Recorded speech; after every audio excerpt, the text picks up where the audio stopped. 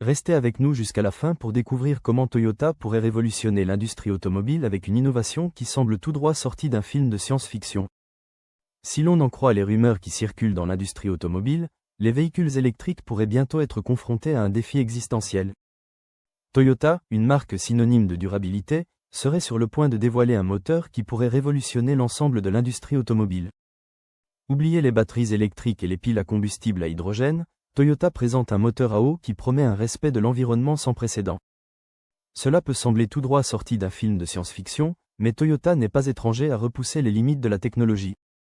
L'entreprise est déjà bien implantée dans la technologie automobile écologique avec ses véhicules à hydrogène comme la Toyota Mirai et ses nouveaux moteurs à hydrogène 3 cylindres de 1,6 litres, mais ce nouveau moteur se présente comme quelque chose de complètement différent. Le concept de moteur à eau n'est pas nouveau, mais il a souvent été relégué au domaine des projets ambitieux, des exercices académiques ou des expériences de garage à petit budget. Jusqu'à présent, aucun grand constructeur automobile n'a réussi à produire un moteur à eau qui soit pratique, fiable et prêt pour la consommation de masse.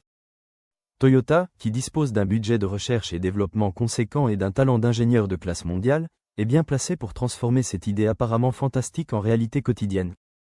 Comment fonctionne le moteur à eau de Toyota ?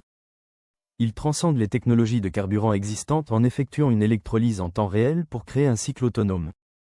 Contrairement aux véhicules à hydrogène traditionnels qui nécessitent des réservoirs de stockage à haute pression encombrants, ce moteur utilise un réservoir d'eau équipé d'électrodes.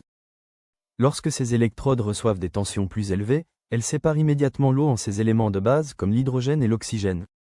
Si vous êtes fasciné par cette innovation et que vous souhaitez être tenu informé des dernières avancées dans le domaine de l'automobile écologique, n'oubliez pas de vous abonner à notre chaîne et d'activer la cloche pour ne manquer aucune de nos publications.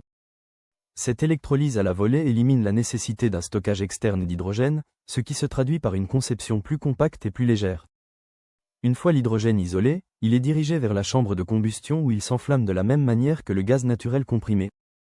L'ensemble de l'installation est une merveille d'efficacité technique autonome, éliminant le besoin de stations de ravitaillement complexes ou de systèmes de stockage externes. Les implications écologiques de cette technologie pourraient être transformatrices. Elle émet des émissions proches de zéro, ce qui en fait un concurrent redoutable même pour les véhicules électriques les plus avancés. De plus, il évite les répercussions environnementales liées à l'extraction des terres rares pour les batteries et à la consommation de pétrole liée aux moteurs traditionnels. C'est une mobilité durable réinventée. Au-delà de ses vertus écologiques, le moteur est remarquablement convivial. Un véhicule équipé de ce moteur peut être ravitaillé en eau distillée, une ressource à la fois abondante et accessible.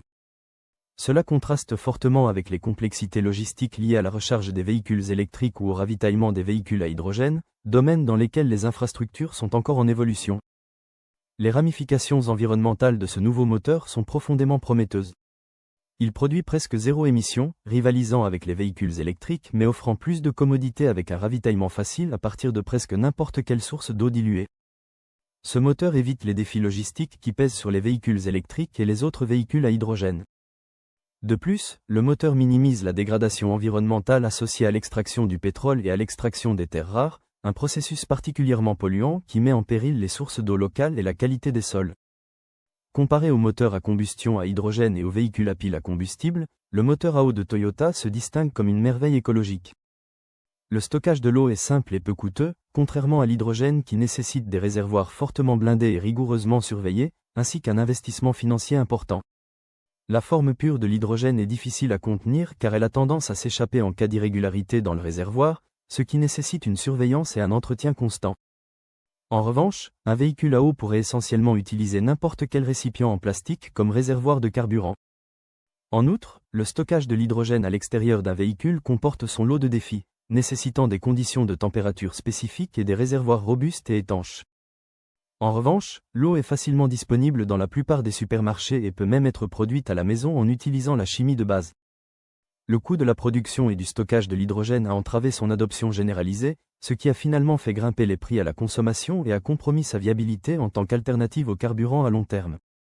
Si les moteurs à eau peuvent sembler être un concept futuriste, ils sont sur le point d'être éminemment pratiques pour une utilisation quotidienne. Contrairement à certaines idées reçues, ces moteurs ne manquent pas de puissance.